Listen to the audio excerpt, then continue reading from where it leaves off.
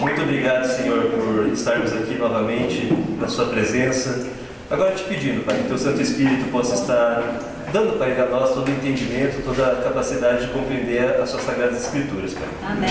Principalmente o livro de Apocalipse, que tanto nos revela acerca do Seu Filho, Jesus Cristo, e que hoje, Pai, nós possamos compreender melhor sobre as instruções que foram deixadas às sete igrejas, Pai. Amém. Que o Senhor possa estar nos conduzindo e nos fazendo compreender essa mensagem de hoje e que nós possamos sair daqui, Pai, reavivados, sabendo que o Senhor está no controle de toda a história. Amém. É isso que eu te peço e agradeço, em nome de Jesus. Amém. Amém. Eu vou começar dando oportunidade para vocês. E hoje nós estamos no terceira lição, terceiro fascículo já, terceiro item, né? E esse estudo, cada dia que passa, a gente vai vendo coisas mais interessantes, mais importantes sobre o Apocalipse. E vocês perceberam que no capítulo 1 do Apocalipse já começa mostrando o objetivo dele. O objetivo dele é mostrar o personagem central. Quem é o personagem central? Só repetindo: Jesus Cristo, né? O personagem central. E ali Jesus Cristo é descrito de diversas formas. Ele é o primeiro, ele é o último, ele é o alfa, ele é o ômega, ele é aquele que esteve morto e está vivo pelos séculos dos séculos. Tem várias descrições maravilhosas acerca de Jesus Cristo. Depois também nós já falamos aí no capítulo 5, que apresenta, no capítulo 4 fala sobre ali Deus junto ao trono, né? E aí aparece junto com Deus um quarteto cantando, quarteto de anjos cantando, é maravilhoso. E capítulo 5 aí descreve aquele livro que é misterioso, e o livro misterioso que aí apresenta o leão da tribo de Judá e o cordeiro que abriu, que venceu e podia abrir o livro, né? Trouxe alegria para João. Depois nós vemos no capítulo 6, já vem falando sobre 7 selos do Apocalipse, né? 7 selos. Aí o capítulo 7 interrompe os selos para falar algo maravilhoso. O que fala no capítulo 7? Aí o capítulo 7 descreve ali os que serão salvos, 144 mil. Depois apresenta a grande multidão dos salvos. É maravilhoso, né? Essa descrição, assim, é interessante. Aí o capítulo 8 volta a falar sobre o céu aberto, aí o último selo, que é quando o céu se abriu, houve silêncio por meia hora, né? Fala ali então do sétimo selo. E assim cada capítulo traz uma novidade interessante. Inclusive nesse livrinho aqui, apresenta aqui na página 108, se eu não me engano, deixa eu só conferir aqui, vocês podem até abrir, é lá no finalzinho do livro. Então aqui está um organograma na página 107, para ser mais exato. Você pode abrir a organização do livro do Apocalipse. Então aqui ele organiza de que maneira? Apresenta aqui no capítulo 1, verso 10 até o 3, 22, as 7 igrejas. Depois, os 7 selos. Em seguida, as 7 trombetas. Depois, o grande conflito. Aí fala do grande conflito. Satanás sendo expulso do céu e vindo para a terra, e ali descreve esse grande conflito. Em seguida, no capítulo 15 a 16, fala sobre as 7 últimas pragas. Vocês estão comigo? Então, conseguiram localizar? Na página 107, é exatamente.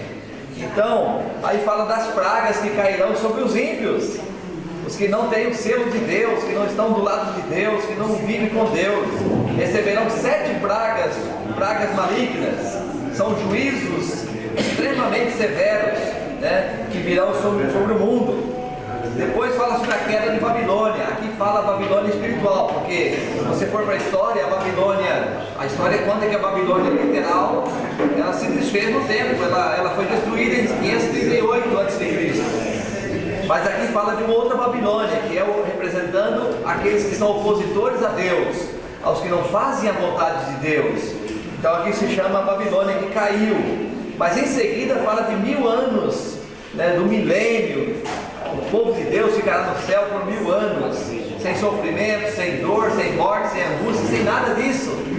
E aí finaliza falando da Nova Jerusalém, a cidade santa do céu que vai descer para essa terra. E essa terra onde foi o palco do grande conflito entre o bem e o mal, onde Satanás quis implantar seu reino para sempre, aqui será a capital onde Deus morará com o seu povo para todo sempre. Então o Apocalipse dá uma direção, dá uma esperança. Por isso, muitos os opositores a Deus e aos ensinamentos de Deus não gostam de ler o Apocalipse, não gostam de estudar esses temas tão importantes para todas as épocas, principalmente para a época do fim. Você está entendendo? Então nós vamos hoje passar para um tópico que relaciona que fala das 7 igrejas. Inclusive já é o capítulo 3 aqui, né? O capítulo 3 do nosso estudo, a página 13. 7 igrejas. Alguém decorou as 7 igrejas? Quais são elas? Eram igrejas que existiam na Ásia Menor, eram cidades que tinham essas igrejas. Na Ásia Menor, ali talvez perto da Turquia, aquela região ali, as 7 igrejas. E alguém decorou sem ler, porque eu falei que ia dar esse brinde aqui, não foi? Aqui, ó. Tá aqui, ó. O brinde tá aqui. Olha, eu tive dificuldade de decorar no início, e aí eu tive que fazer se chama acróstico? Eu fiz assim, as duas primeiras letras de cada igreja, de cada nome, eu fiz aqui uma frase, dizendo, efespetiza fila. Aí quando eu não lembro, eu decoro essa frase. Não, é frase estranha, mas ela diz tudo. Éfeso, Esmirna, depois Pérgamo, depois Tiatira, depois Efespetiza, S-U-A, e depois, olha, nós já temos 2, 4, 5, depois fila, agora vamos completar dele. E essas igrejas representam o quê? Representam o povo de Deus em todas as épocas, desde os dias de Jesus até os dias que Jesus esteve na terra, até a volta dele, a segunda vinda dele. Está entendendo? Então, elas são igrejas literais, elas são literais, mas elas têm lições para todas as épocas. Vocês estão entendendo? Tem lições para todas as épocas, porque representa o povo de Deus em todas as épocas. Então vamos lá. Éfeso, quer dizer, depois Esmirna, depois Pérgamo, em seguida Tiatira, em seguida Sardes, Tiatira, depois Sardes, depois Sardes agora, depois Filadélfia, depois Laodiceia.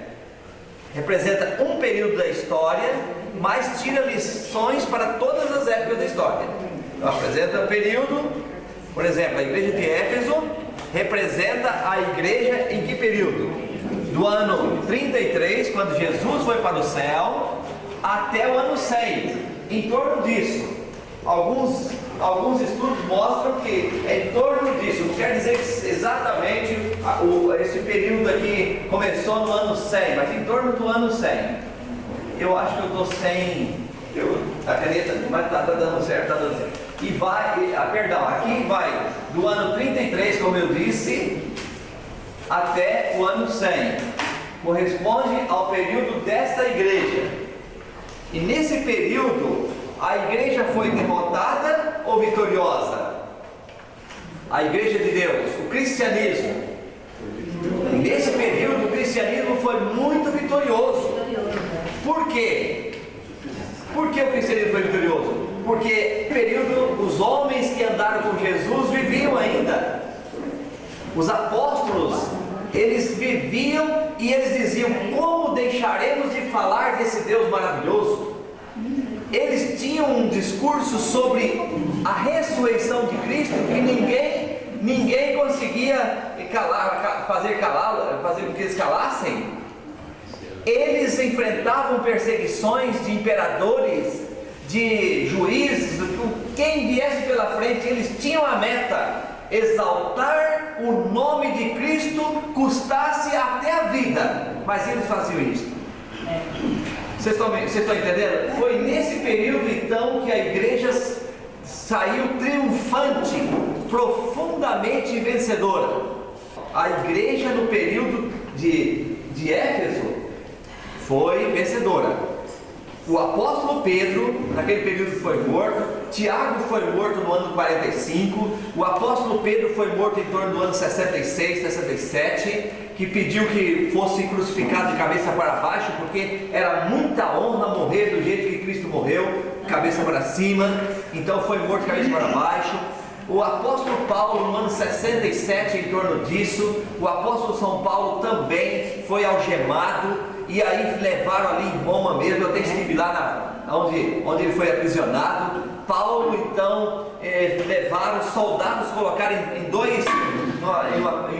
em um cepo de madeira maior, amarrado ali algemado, e aí colocaram a cabeça dele para o lado de fora do cepo, e havia um outro cepo menor na parte mais baixa, e o soldado veio e decepou sua cabeça. Porque ele era um que exaltava o Messias, o homem do caminho, Jesus Cristo Salvador. Então ele foi morto dessa maneira. Aí tentaram pegar também o apóstolo João, fizeram de tudo para acabar com João nesse período. Pegaram um tambor de óleo, um tambor grande, encheram de óleo, aqueceram o máximo possível, e João, dentro do tambor de óleo, ainda conseguia, o óleo não queimou, não teve efeito sobre a vida de João, e ele lá dentro do tambor cantava, exaltava o nome de Deus. Foi uma experiência impressionante. Aí acharam por bem levar para uma ilha, a pior ilha onde tinha os maiores bandidos na época, a ilha de Patmos. E lá na ilha de Patmos ele estava, e lá ele se encontrou com aquele personagem que andou junto com ele há 66 anos atrás. Jesus Cristo apareceu ali para João no momento em que João pensava que a igreja fosse naufragar. A igreja parecia que estava indo como um navio afundando, porque os apóstolos já tinham morrido, os verdadeiros baluartes estavam já idosos, e a perseguição era grande. E então João pensava: Deus, vai falir, vai morrer a tua amada igreja. Eu sou o último, estou aqui preso, não posso fazer nada também. E de repente apareceu alguém que bateu no ombro dele e disse: João. E ele olhou para trás e viu e caiu como morto. E aí ele disse: não temas, levanta. Eu sou aquele que estive morto, mas estou vivo pelos séculos dos séculos. Eu tenho a chave da morte e do inferno, João. A igreja vence. Aqueles que confiam em mim serão vencedores, João. E João então deixou essa mensagem gloriosa para nós, para ter certeza que nós seremos triunfantes mesmo em meio ao caos, à crise, às dificuldades. Amém. Deus é vencedor e seus filhos vencerão. Amém. Amém? Amém. Assim passou a igreja de Éfeso. Aí vem a igreja de Esmirna. A igreja de Esmirna vem do ano 100 até o ano 313. Até o ano 313, cerca disso, depois de Cristo. O que houve com essa igreja? Agora, nesse período, o cristianismo já estava o quê? Os apóstolos estavam mortos. Mas tinha os apóstolos, tinha aqueles seguidores dos apóstolos. Por exemplo, eu posso lembrar aqui de Policarpo. Policarpo, em 158, já era idoso, tinha 82 anos. Ele tinha sido um discípulo de João, e agora idoso, e o exército romano agora perseguindo Policarpo, tentando prendê-lo. E aí, quando chegou o momento, os discípulos de Policarpo disseram: olha, os soldados estão chegando, vamos agora levar você para um lugar mais distante para lhe esconder. E ele disse assim: não, pode deixar os soldados me localizarem. Não, eu não temo, pode deixar. E os soldados localizaram, e aí disseram para Policarpo: Policarpo, você já é um homem idoso, você pode fazer o seguinte: abandona o seu Cristo e você será livre.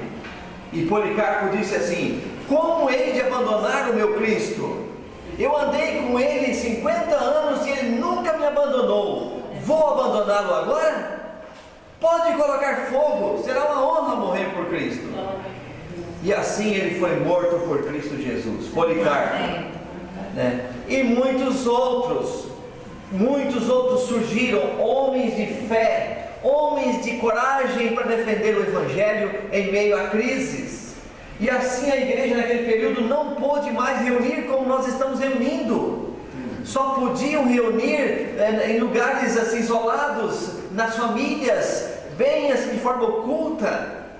Inclusive, também reuniam nos cemitérios, porque os pagãos iam ao cemitério para lá adorar os deuses deles, e os cristãos iam adorar o Senhor de forma velada, mas eles adoravam também o Senhor.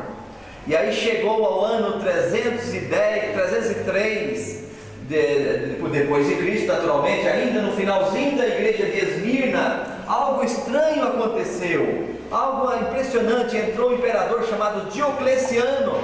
Você vai lá em Roma, eu fui no bairro de Diocleciano, estão lá até hoje as ruínas, estão lá as termas de Diocleciano, o lugar onde ele ia para ter lazer. Está lá, a história menciona isso. Lá existem esses itens assim que a gente vê pessoalmente.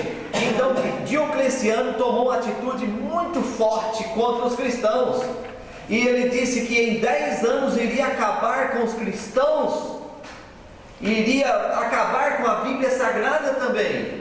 Inclusive no livro do Apocalipse, capítulo 2, verso 10, fala: e tereis provações de 10 dias, mas ser fiel até a morte, e dar-te-ei a coroa da vida.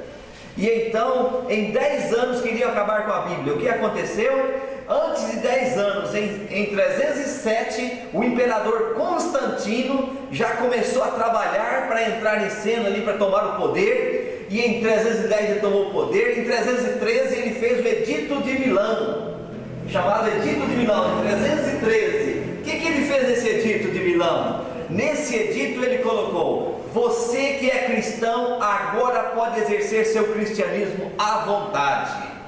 Você que é pagão, exerça a sua fé do seu jeito também. Só, eu vou citar para vocês aqui, depois a gente entra em detalhes, tá? Que eu estou fazendo uma descrição rápida. Só tem um detalhe: você que é cristão, vai para o dia do Senhor adorar o seu Senhor, que era o sábado. Você que é pagão, vai para adorar o seu Deus no dia do sol, que era o dia que adorava o Deus Sol. E então assim acontecia. Ocorre que em 321, no dia 7 de março, essa data está em livros de história. O que Constantino fez? Constantino agora promulgou um único dia para todos adorarem. Tem um livro chamado Homens que Descobriram o Brasil, de Luiz Waldvogel. Ele conta que quando Constantino disse para o sogro e para o cunhado que ele iria estabelecer o domingo como dia do Senhor, o seu sogro e o cunhado não aceitaram, e ele mandou matar. E foram mortos. Era assim. E aí a instituição, o sábado agora ficou de lado. Tudo que relacionava com os judeus, com o judaísmo, eles tentaram tirar de cena. E mesmo que estivesse na Bíblia, não importa, porque agora estava havendo uma transição. Enquanto a igreja anterior morria pela fé e ficou fortalecida, essa igreja de Esmirna, o período dela, no final agora começa a haver uma apostasia. A revelação foi substituída pela tradição. Como instituiu a guarda do domingo no lugar do sábado. De mais à frente um pouco, vocês veem que colocaram agora a adoração de imagens para serem adoradas. Inclusive foi com a influência de Constantino, porque os pagãos agora podiam e deviam ir para a igreja no domingo, dia do sol, e os cristãos tinham que também ir no dia do sol, não podia ser mais no dia do Senhor, tinha que ser no dia do sol. E devido a isso, então agora foi instituído a guarda do domingo. Aí vem um outro detalhe interessante. Nesse processo de adoração ali, outros pontos abriram, outros ensinos. No decorrer do nosso estudo, nós vamos apresentar vários estudos, inclusive até a missa, o formato da missa, como eles faziam. Eles colocaram para a igreja agora perdoar pecados e assim coisas do tipo. Não estou aqui, estou descrevendo fatos históricos. Então esse processo seguiu por muitos anos, até chegar agora à igreja de Pérgamo. A igreja de Pérgamo vai de 313 a 538. Esse foi o período da igreja de Pérgamo. Nesse período, então, a igreja, o povo de Deus, agora se quisesse obedecer a Deus, tinha perseguição mais forte ainda. Muita perseguição. Depois se atira, eu vou só citar essa data aqui, ó. Guarde, 538. O que aconteceu em 538? Em 538, o imperador Justiniano, vocês podem ver a história, eu não estou condenando, falando de religião nenhuma, estou falando da história. O imperador Justiniano deu para a igreja de Roma autonomia para que ela dominasse o Estado. Então, a partir de 538, o Estado estava submisso à igreja. Vocês estão me entendendo? Estava submisso à igreja. Então, se o Estado não tivesse alguma coisa certa, a igreja punia. E então aqui começa um período de perseguição mais acirrada. Agora, eu inclusive quando estive em Roma, em 2018, eu achei curioso que o líder, o guia que foi apresentando ali, o Coliseu e várias outras partes, ele chorou quando apresentou para nós e disse o seguinte: o Império Romano, a Roma Imperial, ou chamada pagã, matava os cristãos em nome do paganismo. Mas quando chegou agora a Roma cristã, em nome do cristianismo, fazia a mesma coisa ou atrocidades piores. Pegavam, aí ele contava, até com lágrimas nos olhos, dizia que pegavam animais ferozes lá das selvas africanas, traziam para Roma, deixavam o animal bem assim feroz e faminto, e em um momento então lançava para o animal um pedaço de carne, e o animal comia, mas aquela carne cheia de pimenta, e o animal urrava que estremecia quase que a cidade. E aí dizia: abandona o seu Cristo ou você vai para a boca do animal agora. E foi um período então de muita perseguição, muito sofrimento. Aí dizia esse líder lá, esse guia, é até um carioca, que estava nos dirigindo lá, eu conheci lá. Então foi um período intenso. E agora o que a igreja fez nesse período de 538? A igreja fugiu para o deserto. A igreja saiu, por exemplo, iam para os desertos da Itália, os montes da Itália, depois foram seguindo para os Países Baixos, até que chegou a época em que os pais peregrinos, 101 pais peregrinos, se eu não me engano, chegaram, então pegaram um navio Mayflower, se eu não me engano, lá na Nova Inglaterra, e veio parar aonde? Nos Estados Unidos. Eu estou dizendo isso, inclusive conversando com o pastor agora há pouco, e mencionou aí, né, pastor, que estão tirando da história, a história americana, a história europeia, eles querem tirar esse ensino, porque envolve a religião. Aí conta a história de países que não tem nada a ver com a religião, porque a Europa, hoje ela está trágico, né? O relativismo e muitas coisas estão tomando conta, segundo se percebe e os livros falam. E a América, contar a história da América, é dos pais peregrinos, a história dos pais peregrinos. Chegaram lá para colonizar um país independente, que tivesse uma religião, todos tivessem liberdade, etc. Então, a história, ela traz esse ponto. Aí entra então a igreja, até aqui 538, a igreja de Tiatira, 538 até 1517, exatamente, 1517. Esse foi o período da igreja de Tiatira. Muitas dificuldades, os cristãos não podiam servir a Deus, como eu disse, só nos lugares escondidos. E agora começaram a surgir a reforma protestante, a Idade Média.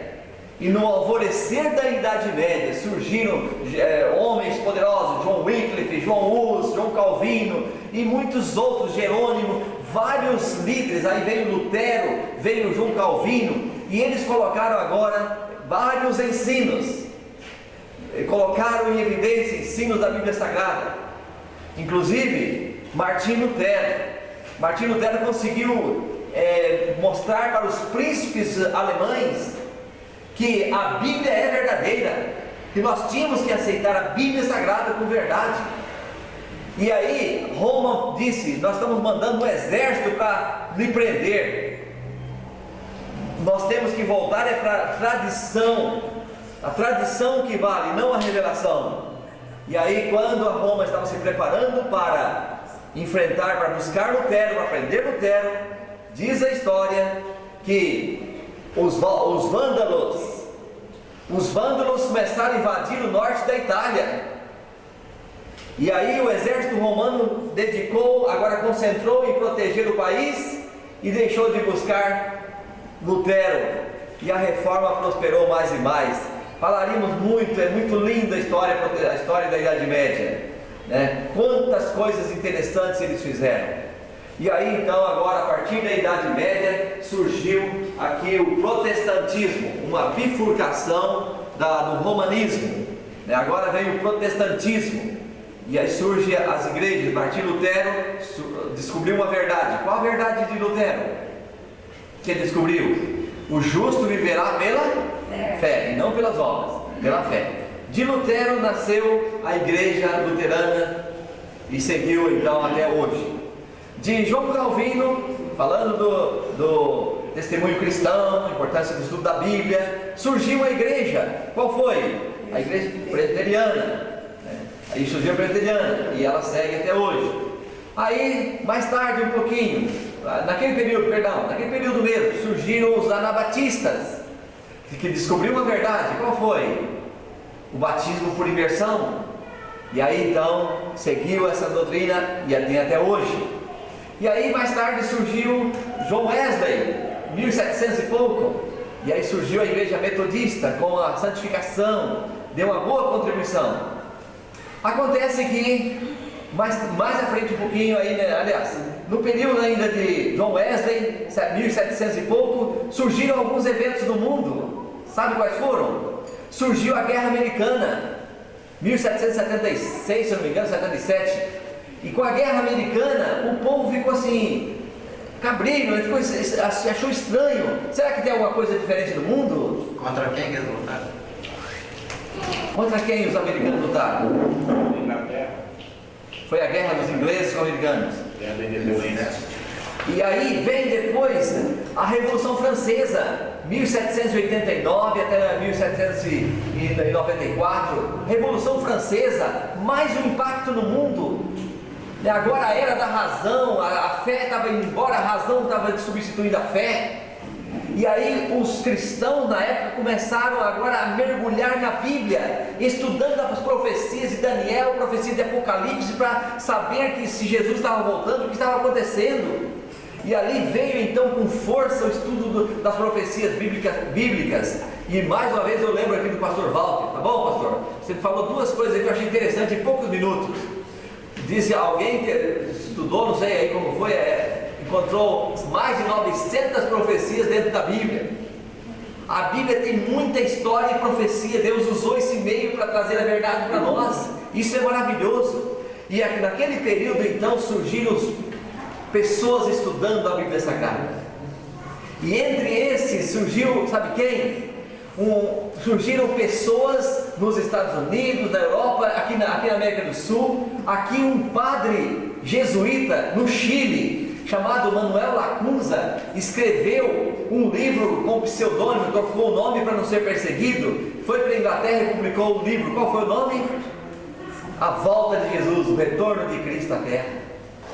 E então, meus irmãos, muita gente falando da volta de Jesus. E nos Estados Unidos um senhor batista, Guilherme Miller, estudou os gráficos da Bíblia Sagrada, de Daniel, de Apocalipse, e entendeu pelo estudo que Jesus iria voltar em 22 de outubro de 1844. E aí milhares de pessoas aceitaram a fé e passaram a fazer parte daquele evento. E acontece que o dia chegou e Jesus não voltou. E daí surgiram três religiões, três grupos. Uns saíram da fé, deixaram a fé de vez. Outros fizeram o quê? Continuaram marcando datas. E esses que continuaram marcando datas, surgiram agora os testemunhos de Jeová. O pessoal dos testemunhos de Jeová, que existe até hoje. E um outro grupo continuou estudando a Bíblia, buscando o ensino da Bíblia, e aí resolveu buscar agora de cada grupo que estava, de cada pessoa que representava uma igreja, buscar o que ele tinha de verdade dentro da Bíblia. Então vamos lá, você que é batista, o que você tem para nós aí para ensinar que é verdade e prova na Bíblia? Aí passaram 2 anos e meio estudando. O batismo por imersão é verdadeiro. Colocaram aqui para seguir. Você que é presbiteriano, o que você traz de bom da igreja presbiteriana? Eu trago o estudo da Bíblia Sagrada, a importância do estudo da Bíblia Sagrada. Então essa doutrina fica separada. Você que veio então da outra igreja, da luterana, eu trago a doutrina da justificação pela fé. E aí formou essa também que a gente passou a fazer parte. E assim várias doutrinas foram se unindo. Tinha lá a Batista do Sétimo Dia, a nossa irmã Raquel Oaks, era o nome dela. E a Raquel Oaks, ela disse: vocês querem descobrir verdade? Por que vocês não guardam o sábado? E então eles falaram: vamos ver na Bíblia, está na Bíblia? Então vamos ver. E aí encontraram mais uma doutrina, o sábado. Aí conseguiram formar um conjunto de verdade.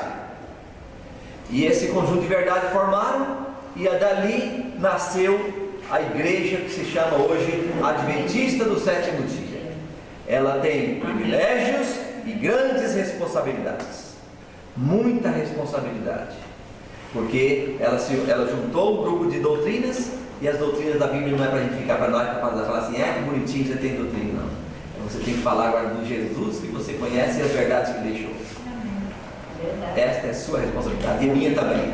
Não é verdade? Não é isso? Então, meus irmãos, agora só seguindo aqui, a igreja de Sardes, de 1517 até quando? 1755. Pois é, alguns dizem que foi no terremoto aqui que fez a diferença, o terremoto de Lisboa. Tem até lá na Praça Central, lá em Lisboa, tem lá os detalhes e fala desse terremoto também. Então o terremoto de Lisboa ficou marcado, e alguns colocam como sendo o período aí que encerrou a igreja, a época de Sardes. Depois vem qual outro período? Filadélfia, 1755 até quando? 1844, o período da igreja de Filadélfia. E Laodiceia, de 1844. Não há a 8ª igreja, a Bíblia não apresenta a 8ª igreja, só a 7ª. E a 7ª igreja culmina quando? Termina quando? A segunda Com a volta de nosso Senhor Jesus Cristo. Eu creio que está perto, e você? Amém. Será que dá para duvidar disso? Está bem próximo o retorno de Cristo à Terra. Muito bem, então aqui termina o período das igrejas, das 7 igrejas. Mas tem um detalhe curioso. Você percebe, aqui abre a sua Bíblia agora. Vamos aqui na palavra de Deus. Eu quis fazer um resuminho, tá? Para poder você ter uma noção quando nós falarmos dessas igrejas. Apocalipse capítulo 3. Perdão, capítulo 2. Está aí comigo? Então vamos. Ao anjo da igreja em Éfeso escreve: estas coisas diz aquele que conserva na mão direita as 7 estrelas e que anda no meio dos 7 candeeiros de ouro. Então quem é esse? Quem é aquele que anda, como diz o texto aqui, que conserva na mão direita as 7 estrelas? Aí eu pergunto: mas que é isso? Estrela representa o quê? Aí no capítulo 1, se você vai lá, eu não vou ler aqui, mas no capítulo 1, verso 20, aliás, compensa ler, convém ler. Quanto ao mistério das 7 estrelas que viste na minha mão direita e os 7 candeeiros de ouro, as 7 estrelas são os anjos das 7 igrejas. E aí os 7 candeeiros são o quê? As 7 igrejas. Então o que você entende ao ler esses 2 versos? Que Jesus anda no meio da igreja. E Ele tem na sua mão, no seu controle, os anjos que cuidam dessa igreja. Não é maravilhoso isso? Né? Depois o texto segue, Jesus ainda falando agora, o verso 2: conheço as tuas obras, tanto o teu labor como a tua perseverança, e que não podes suportar homens maus, e que pusesse à prova os que a si mesmos se declaram apóstolos e não são, e os achaste mentirosos. Então o que esse verso quer dizer para mim? É que Deus conhece as nossas obras, a nossa perseverança, se você está com Ele ou não está, ou se você vai desistir no meio da estrada, ou se você vai abandonar o barco, você vai continuar com Ele. Eu acho interessante isso, não é não? O que você acha? É interessante. Então, para cada igreja, Jesus se aparece, se identifica. Eu sou isto, sou aquilo, sempre ele se identifica. E depois ele fala, eu conheço. E isso é verdade, que ele conhece ou não conhece? As nossas obras, nossas lutas, nossas aflições, ele conhece. Olha só, vamos agora para... Aí outra coisa nesse verso também, não podemos deixar de lado. No último da sessão aqui, do capítulo 2, que fala de Éfeso, aqui no verso 7 diz: quem tem ouvido, ouça o que o Espírito diz às igrejas. O que quer dizer isso? Em cada carta define que o Espírito Santo está no meio da igreja. Então o que eu entendo? É que Jesus nos conhece, Ele conhece a nossa luta, e depois Ele nos sustenta, e aí o Espírito Santo está no meio da igreja. E aí termina, em cada carta termina dizendo: o vencedor ao vencedor dar-lhe-ei e se alimente da árvore da vida que se encontra no paraíso de Deus. Então, o que nós podemos perceber nessas cartas? É que Deus quer dar um recado. Deu um recado para a época e dá um recado para mim e para você. Nós podemos vencer. Amém. Queridos, eu posso dizer de coração aqui, cada um de nós temos a nossa luta no Pantanal da vida, na nossa vida, cada um. Uns carregam cargas mais pesadas, mas outros menos, mas todos nós temos nossas lutas. Há um inimigo, há um conflito, que nós vamos ver mais à frente.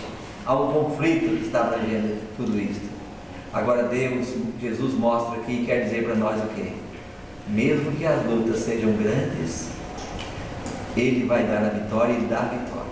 Amém. Às vezes você não entende hoje, mas um dia você vai dizer assim: Deus, ainda bem que eu passei por aquela história, e ainda bem que eu senti o Teu poder na minha vida, ainda bem que eu agora estou aqui, e por toda a eternidade você vai lutar nessa terra por um tempo, chega um momento e vai descansar.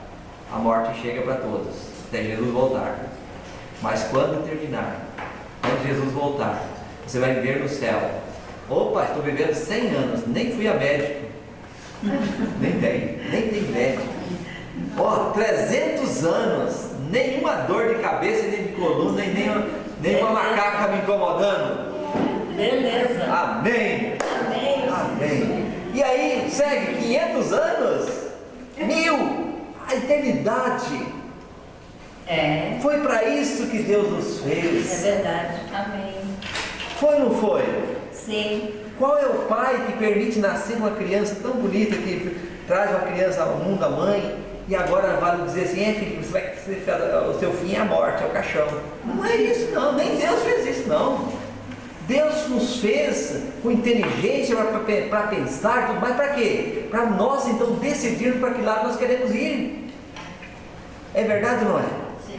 É verdade. Então agora, com essa introdução longa, agora nós vamos para as respostas específicas. Quem foram os destinatários da mensagem de Jesus no Apocalipse? As 7 igrejas. Capítulo 1, verso 11. As 7 igrejas. Está certo aí? Sim. Sim? Então, beleza, é isso mesmo. Agora a pergunta número 2.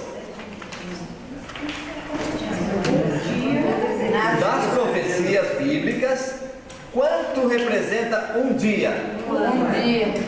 1000 anos? Um ano. Um ano? Vamos achar aí? Número 14, 34. Usa aí, o pastor Rafael vai ler? O pastor Rafael, o pastor Thiago. Vai lá. Leia então, pastor, agora já dá para ler? Então vamos lá. Segundo o número dos dias em que espiastes a terra, 40 dias, cada dia representando um ano. Levarei sobre vós as vossas iniquidades, 40 anos, e tereis experiência do meu desagrado. Então, a própria Bíblia dizendo que cada dia equivale a quanto tempo? Um ano. Um ano. Então, quando se trata de profecia, tá bem? Quando se trata de profecia, um dia é igual a um ano, tá? Agora, outra pergunta, número 3.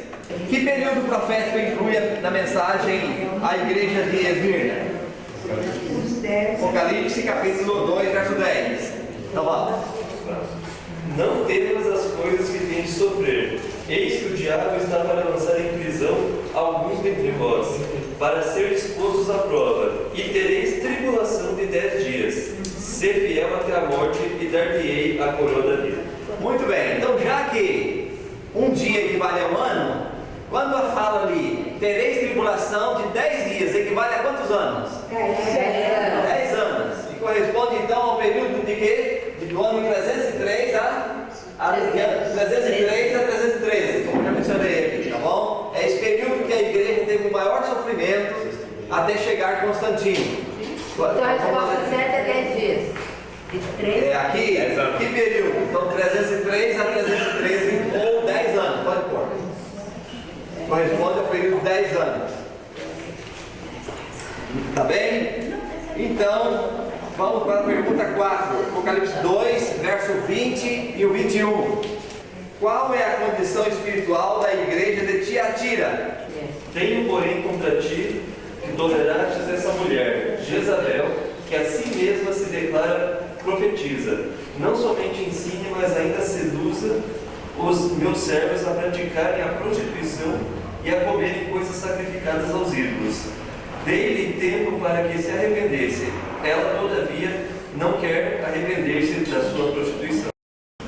Então, aqui está relacionando uma mulher, Jezabel, relacionando a mulher Jezabel com a apostasia que estava havendo na igreja de Esmirna. O que aconteceu com Jezabel? Jezabel era esposa do rei Acabe, lá nos dias do profeta Elias, por volta de 860 a.C. E essa mulher Jezabel era muito corrupta, era idólatra, ela era bastante idólatra, não tinha nada a ver com o povo de Israel, ajudou a levar o povo de Israel à apostasia, a distanciar-se de Deus. Agora o apóstolo João coloca que tenho contra ti que toleras esta mulher, ou quer dizer, essa doutrina, esses ensinos de corrupção no meio da igreja. Vocês estão entendendo? Então, qual era essa condição espiritual da igreja de Esmirna? Era a condição de apostasia, abandono de Deus. Vocês estão entendendo? Então vem aí a repreensão dada a esta igreja. Tem alguma coisa a ver conosco hoje esse ensino? E muito, não é verdade? E muito. Tem porque o abandono da fé está sendo muito marcante no tempo de hoje. Eu li num jornal que as religiões mais crescentes do mundo hoje, sabe qual é? Uma delas é o sem religião. É o sem religião. Pessoas não querendo mais seguir a Deus. Apostasia. E Deus então está alertando. Tenho, porém, contra ti que está abandonando o primeiro amor, a verdade, os ensinos da Bíblia. Mas vamos para Apocalipse agora 3, verso 20. Que apelo comovente Cristo faz a quem está espiritualmente morno. Esse que estou à porta, se alguém ouvir a minha voz e abrir a porta, entrarei em sua casa, cearei com ele e ele comigo. Maravilhoso? Não é? Muito interessante esse texto. Então, qual é a resposta aqui? que você responde? Eis que estou à porta e bato. Se alguém ouvir a minha voz e abrir a porta, entrarei em sua casa, cearei com ele e ele comigo. Então, que apelo Cristo faz para quem está espiritualmente morno, quem não está assim ainda fortalecido na fé? Qual é o apelo de Deus? O apelo de Deus é que nós abramos a porta do nosso coração. Não é isso? Deus quer que nós venhamos abrir a porta do nosso coração, né? Para que Ele esteja na nossa vida. E é interessante que a fechadura não está do lado de dentro, do lado de fora. A fechadura está do lado de dentro. É o ser humano que abre a porta. Não é Deus que abre a porta. Ele respeita a liberdade, livre-arbítrio. Você crê no livre-arbítrio? Vocês creem no livre-arbítrio ou não? Sim. Eu creio plenamente. Deus dá liberdade para todos nós. Quem não crê no livre-arbítrio pode dizer assim: ah, Deus, quando chegar no céu vai dizer: Deus, eu queria tanto estar aqui, mas o Senhor não deixou eu chegar. Mas Deus coloca a responsabilidade da salvação em quem? Em cada um de nós. Em cada um de nós. Você toma a sua decisão. Isso Deus faz. E Ele chama: eis que estou às portas de bato, né? Isso é maravilhoso. E assim então nós terminamos esse tema, 7 igrejas, tá? E aí nós vamos para o próximo tema. Nós vamos agora falar sobre a maior de todas as guerras. Vamos encerrar então agora. Vamos, irmão. Eu convido vocês a ficarem em pé. Vamos reverentemente, em silêncio, orar ao nosso Deus. Pai nosso que está nos céus, santificado, louvado e exaltado seja o teu nome. Amém. Nós queremos agradecer as bênçãos que o Senhor nos tem dado a cada dia, a cada momento. Agradecemos a tua proteção em cada situação e agradecemos porque o Senhor nos tem guiado a vida. Neste momento, Senhor, nós queremos pedir a tua bênção para cada pedido de oração apresentado aqui nesta noite. Olha para cada pessoa necessitada, carente, doente, com problema, com aflição, cada pessoa que está com um problema emocional, com um problema espiritual, fraca na fé, fortalece a fé, por favor. Amém. Senhor Deus, abençoa-nos a cada um de nós. Agradecemos pela revelação de Jesus Cristo no último livro da Bíblia. E agradecemos, Senhor, porque o Senhor não nos deixou no escuro. Amém. O Senhor nos deu um mapa, o Senhor nos mostra o caminho que devemos seguir. Amém. E nessa hora, nessa noite, nós pedimos que o Senhor nos tome pela mão e nos conduza pelo bom caminho, o teu caminho. Guia-nos, Senhor, a cada dia da nossa vida em segurança e leva-nos em paz até o porto seguro da nova terra. Em nome de Jesus nós fazemos esta oração. Amém. Amém.